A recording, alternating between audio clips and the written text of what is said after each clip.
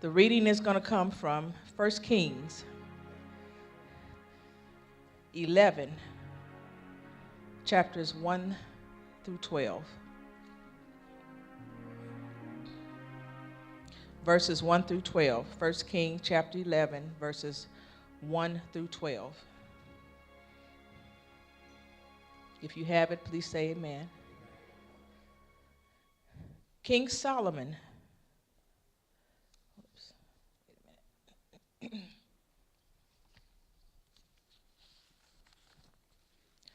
Excuse me. Solomon loved many foreign women.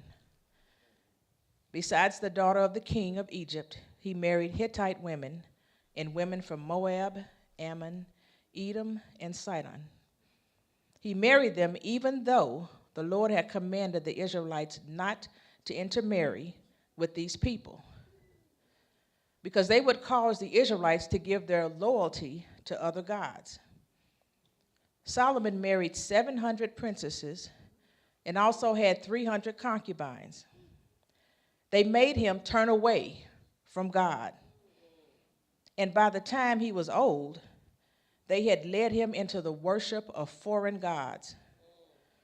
He was not faithful to the Lord, his God, as his father David had been. He worshiped Astarte, the goddess of Sidon, and Moloch, the disgusting god of Ammon. He sinned against the Lord and was not true to him as his father David had been. On the mountain of East Jerusalem, he built a place to worship Chemosh, the disgusting god of Moab, and a place to worship Moloch, the disgusting god of Ammon. He also built places of worship where all his foreign wives could burn incense and offer sacrifices to their own gods. Even though the Lord God of Israel had appeared to Solomon twice and commanded him not to worship foreign gods, Solomon did not obey the Lord, but turned away from him. So the Lord was angry with Solomon and said to him, "Because you have deliberately broken your covenant with me and disobeyed my commands, I promise that I will take the kingdom away from you and give it to one of your officials. However, for the sake of your father David, I will not do this in your lifetime, but during the reign of your son. Your kids pay for what you do. And I will not take the whole kingdom away from him. Instead, I will leave him one tribe for the sake of my servant David and for the sake of Jerusalem, the city I have made known." You may be seated. Thank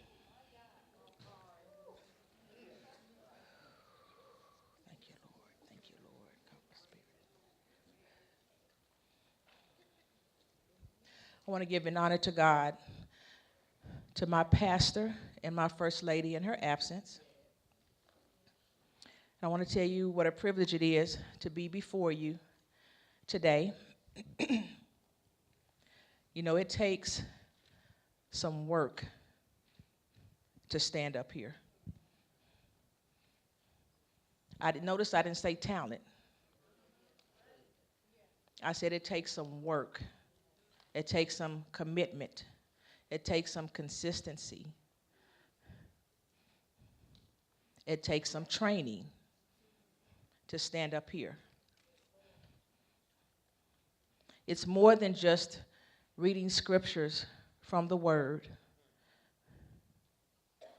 There's some work that has to be done in the dark so that God can speak through those that stand in this office.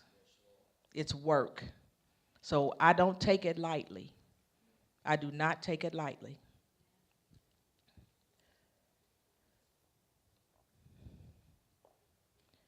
Since we're talking about King Solomon, you need to know that Solomon was the wisest and the richest man in his day. And the word says that no one will ever be as rich or as wise as him ever again. God rewarded Solomon's faithfulness with over-the-top wisdom to govern people. And not only did he give him wisdom, but he gave him honor, fame, and wealth. King Solomon did everything in excellence. And King Solomon's lavishness, his over-the-top way of doing things, he had everything was top of the line, everything he did. He didn't do anything in a small way, much like our pastor. He didn't do anything in a small way. And because he did everything in such a huge way, when he created the temple, when he built the temple for the Lord, he spared no expenses. In this temple, everything was made of gold or overlaid with gold. Even the eating utensils were made of gold. When I say he spared no expenses, he spared no expenses. But the only problem was, not only did he display that type of lavishness on God, which God was entitled to, but he also extended that kind of lavishness on people, especially the people he was in relationship with, which means that whatever he gave God, he gave people. That means that people were on the same level in his mind as God was. And what we have to realize is the very attribute that makes you a standout person can easily become a weight if not handled properly. The title of this message is When Loyalty Becomes a Weight. When loyalty becomes a weight. King Solomon's unquenchable desire for more and his loyalty to the foreign women he married transferred his loyalty from God to the relationships that he entered into. Kim.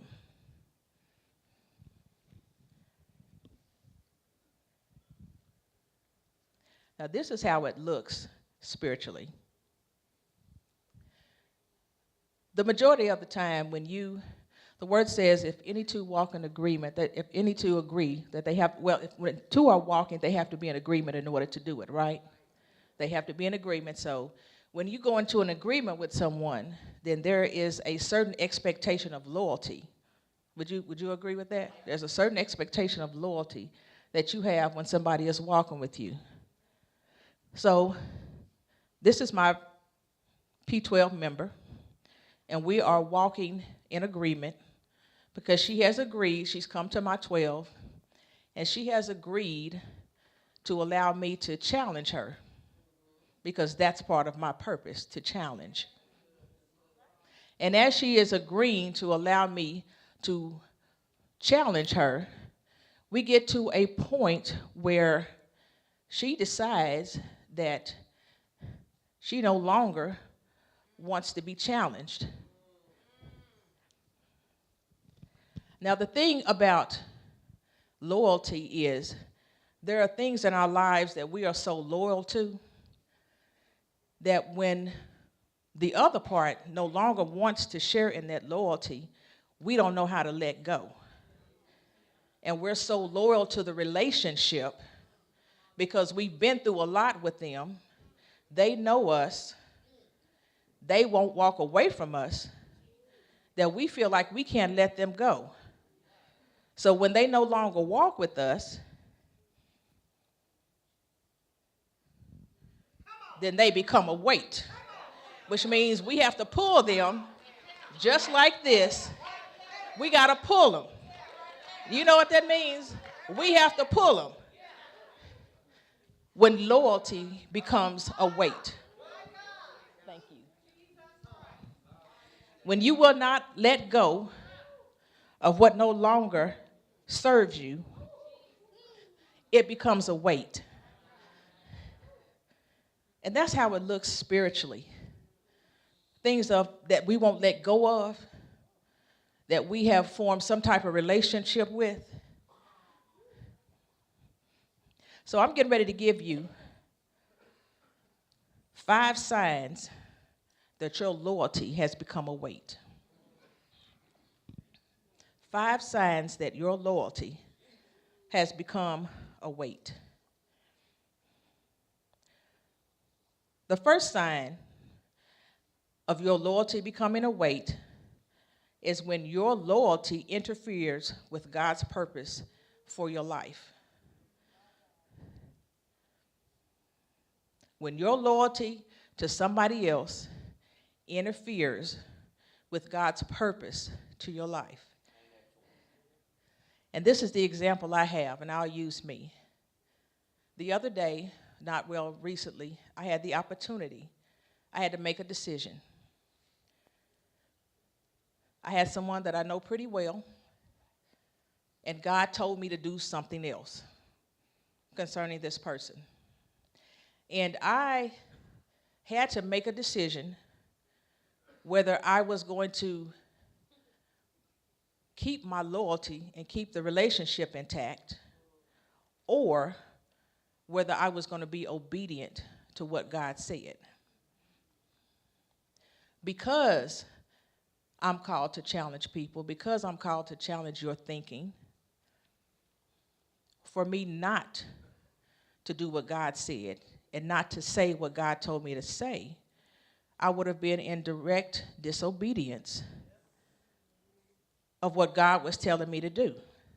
So therefore, if I had to choose between being loyal to you or being obedient to God, I'm going to be obedient to God, and I'm going to pray that God will explain to you why I had to do what I did. It's not personal. It's business. It's business. And it's not to say that those type of loyalties aren't important, and it's not to discard those people, because we don't throw away souls. That's not how it works in the kingdom. But I have to be on God's timing. I have to be obedient to what he says. Because what people don't realize is when I have to shift, that means God's got something for you to shift, and it has nothing to do with me. So if I stay where you are, neither one of us are going to go anywhere.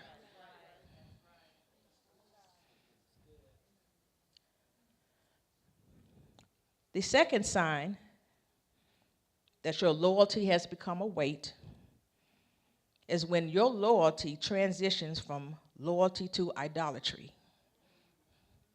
Have you ever been so committed to somebody or something that you place them higher than God? That sometimes you had to flip a coin to decide, am I going to do what God says, or am I going to keep this person happy? See, idolatry is defined as giving honor to an image that's been created. Giving honor to an image or anything that's been created, which means that's not God. That means that you're giving honor to something that God made. And if I'm not mistaken, one of the commandments is that we're not to worship any images, anything but him.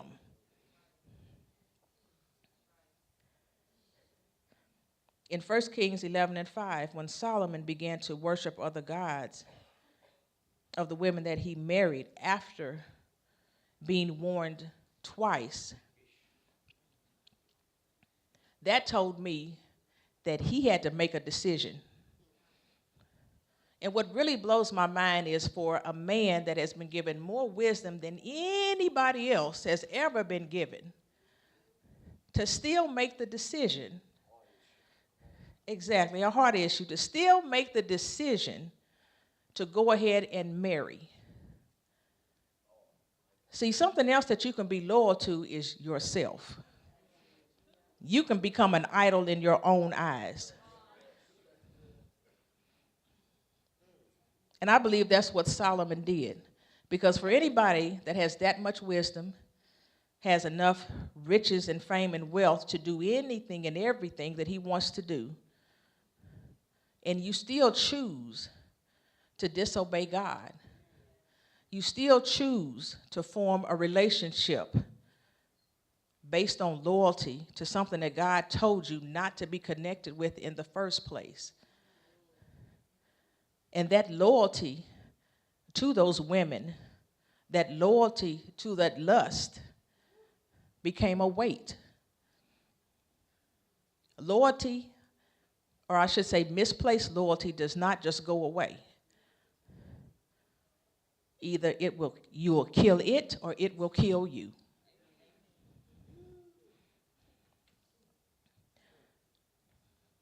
The third thing, the third sign that your loyalty has become a weight is when your character or integrity will be compromised.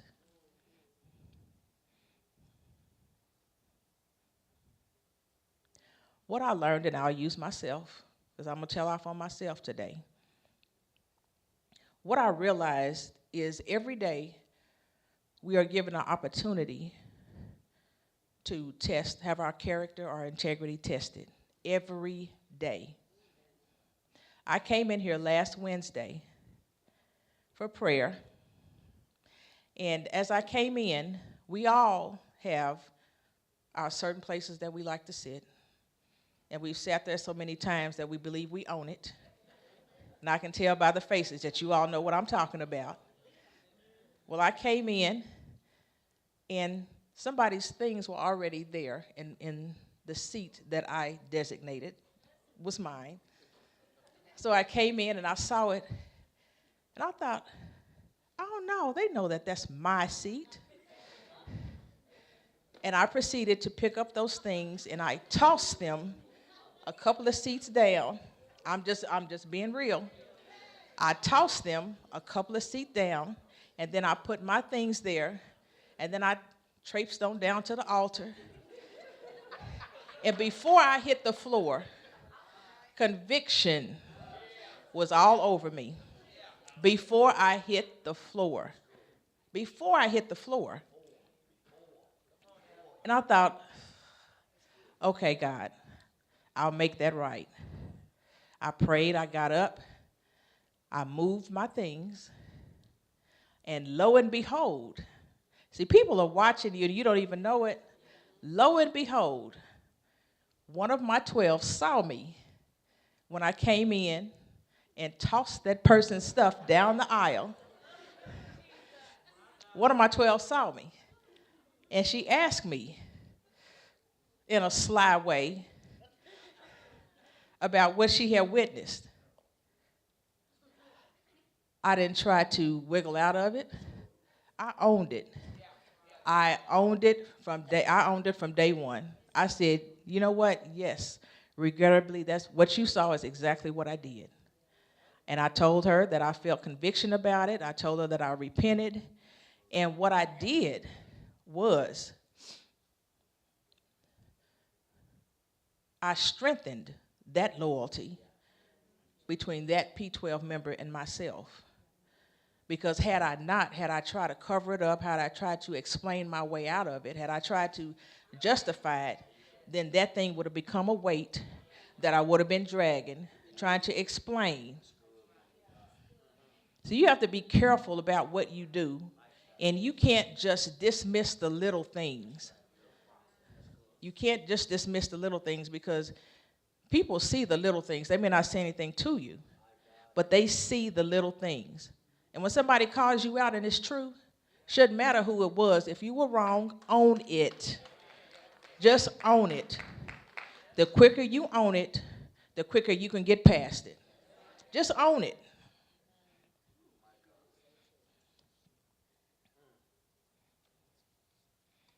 I had another opportunity for my character to be tested. And I had a conversation with the same P12 member. And she, for those of you who don't know, I used to gamble. I used to go to the casino. And I used to dress in black so nobody would know who I was. I changed my name to Mercedes. I had a casino name. For those that didn't know, I had a casino name. And that's the only name that I would answer to if you called in the casino. Well, I don't go there anymore. I'm free from that, praise God. I'm delivered from that. 3.5 years. So I thank God for that. But she said, they have a good buffet out there, which they do. I like the food out there. She said, so would you ever go out there and eat? Just eat. I said, as much as I enjoy the food, I could not justify me being there, knowing that I used to have a gambling problem, knowing that I used to go out there. I said, that would ruin my witness. That would ruin my witness. And I understand that because as a P12 leader, as a person in leadership at another church that I led, I happened to be counseling somebody who had a gambling problem. Now, that person was at a higher level than I was when it comes to gambling. And so, only human beings decide that your sin is not as bad as mine. And see, I didn't take my whole check there, so I thought being a leader and the fact that I didn't take my whole check there, that I was probably, I won't say better than she, but I thought I was a little different than she was. But the truth was I wasn't. I wasn't. I happened to be out to the casino one day, and I used to walk along the outside of the walls to make sure I didn't run into anybody that I know. I just went instead of not going, that's what I did. But I ran smack dab into this woman that was in my P12 group. And you could have bought me for a quarter. I stood there. She saw me. I saw her. And all I could say was, I am so sorry. I am so sorry that I probably changed your opinion of me. I am so sorry. And she said, that's okay. I don't judge. But I understood from that day, I compromised my integrity when I did that because I was out there and I shouldn't have been, because I was counseling somebody and I'm doing the same thing you're doing, but it's on a different level. That doesn't matter. Sin is sin. There's no degrees of sin. Sin is sin. Sin is sin. So I had to own that. And I never forgot that lesson. I never forgot how I felt as a leader to be saying one thing and doing something else. It's that real. It is that real. I never forgot that. I never forgot that lesson. And I never want to have that kind of a feeling again. I never want to have that kind of a feeling because you don't know what that does to the person that you are counseling or the person that is in your 12. You don't know what that does to the person that you're leading. She said it was okay, but it wasn't the same after that. It wasn't the same. I could talk to her, but it could have been like this. Right, it didn't carry any weight. She didn't say it, but I could feel it. It's not worth it. It's not worth it. For me, that became a weight for me because I was more loyal to the casino than I was to my character.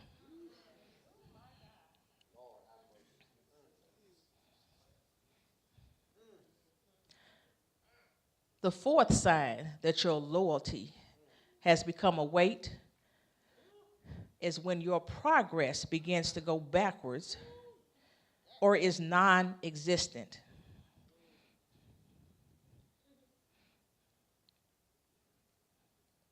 For example, say, which unfortunately happens pretty often here, but that's because we're all a mess on our way to progress, and we're all learning and growing and becoming more mature so that when we get angry and we decide, I'm not coming to church. When we get angry and decide, I'm not coming to P12.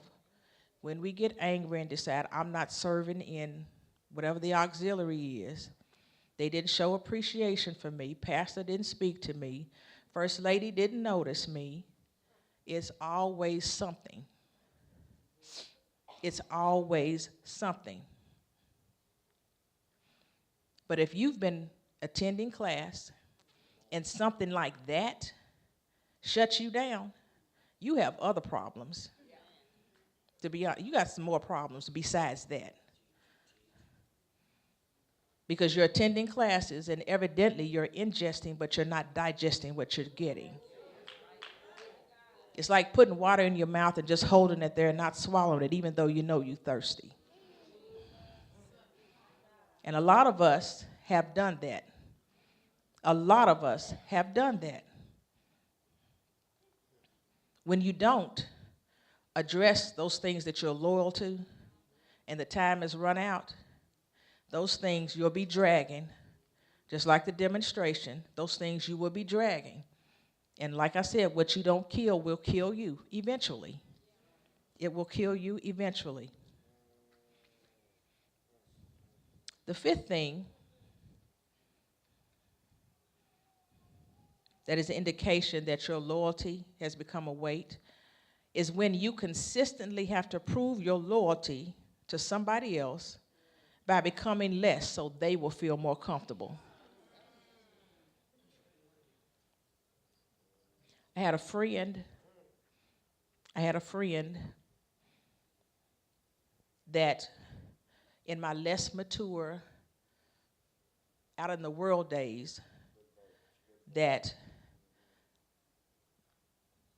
was my accountability partner. And when I was struggling, I would call her. And I'm going to have a transparent moment. I would call her because at that time I was struggling with sexual integrity. So I would call her, and when the struggle was real, then she would talk to me. And I would tell her, this is what I'm feeling, this is what I'm thinking. Why should I not? She'd have a conversation with me, a serious conversation, and then it would get a little lighthearted, and it would become less serious. Well, I've matured past that. I've grown past that. I've been delivered past that. So now, when I see this friend, because they can see the difference in me, because they can see the maturity in me, they don't quite know what kind of conversation that we need to have. So they will say certain phrases that I used to use when I talked to them back then, and they look for a response. Well, I don't respond because that person is back there. That's not who I am now. So I don't respond. If you want people to know you changed, stop responding to the old stuff that you used to do. If you've really changed. If you've really changed. And so once they discovered that I no longer responded to the same type of conversation that I did before, then they became uncomfortable with being around me because they didn't know how to handle who I was now. They didn't know what to do with that person. And so I found myself, while I was not tempted to go backwards, but I found myself having to comfort them, to let them know my love for you is still the same. It's just I don't need you in the same way. You can be a part of my life, but just don't ask me to need you in the same way. And it takes, because everybody can't handle that. Some of your friends want you to stay exactly like you are so they can stay exactly like they are. But real friends will celebrate your growth and your change. Real friends. Even when they're uncomfortable about it, they'll still celebrate. They'll still celebrate.